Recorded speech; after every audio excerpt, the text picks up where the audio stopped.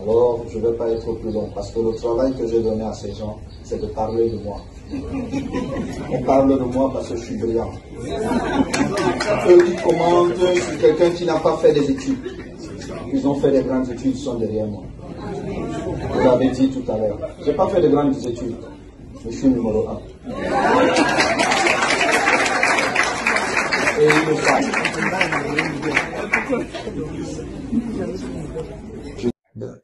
Alors, famille, vous avez suivi cette vidéo avec moi. Quand moi je vous dis ici que, affaire de diplôme là, les diplômes, ce n'est pas les diplômes qui font prendre des décisions. Qu'est-ce que Eto'o a dit? Papa Eto'o, Samuel, il a dit quoi? Je n'ai pas de diplôme, mais je le fais parler de moi. Je suis le numéro 1. Waouh! Le numéro 1, sans diplôme. Les universitaires, ils s'alignent. Il dans les défis, il les contredit. Mais c'est spectaculaire. Ça prouve que quand tu es entrepreneur et tu suis actuellement l'actualité sur Samuel Eto'o et tu vois comment il a pu se maîtriser et à gérer les intellectuels camerounais, mon frère, tu vas, c'est maintenant que tu vas prendre conscience. Tout te dit que, est-ce que ce que je me dis, que je n'ai pas de diplôme, c'est pourquoi je ne veux pas m'aventurer sur ce chemin?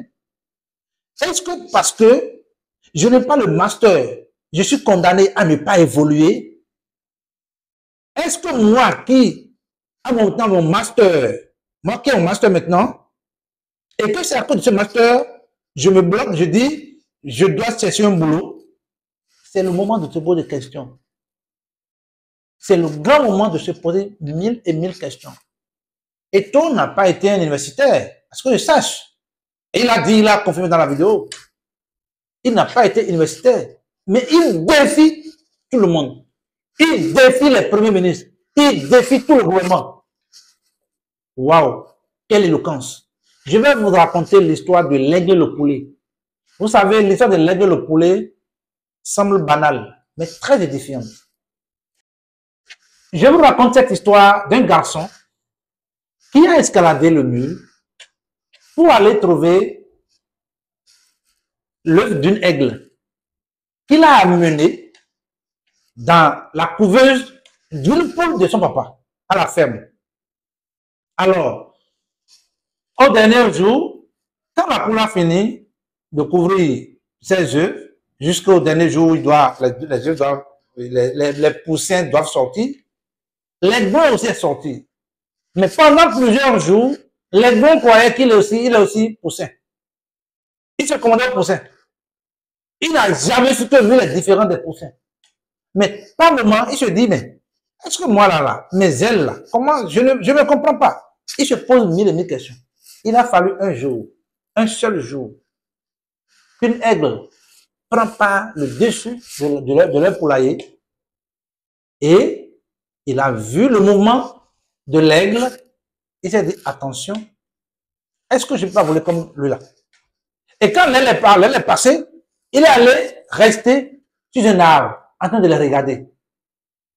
L'aiglon a vu ça, il dit, ah, est-ce que lui là, on ne se ressent pas un peu? Est-ce que la manière dont il a pris par ici maintenant là, je ne peux pas le faire aussi? Et c'est là qu'il a tenté de sautiller. Il a juste fait comme ça. Il a vu que l'air est rentré dedans. Il dit, ah, attention, je vais essayer encore. Il a essayé à nouveau. Et il a vu que lui, il a dépassé le mec dans le poulailler. Et c'est pour ça qu'il a essayé jusqu'à aller au sommet.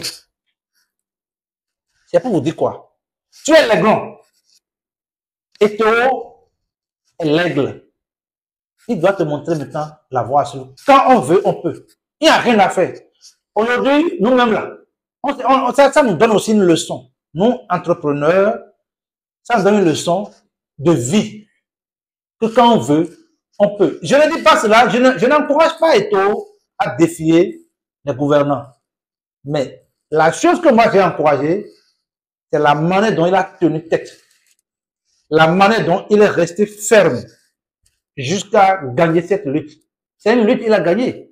Et il doit être applaudi. Waouh, c'est du fort. C'était moi.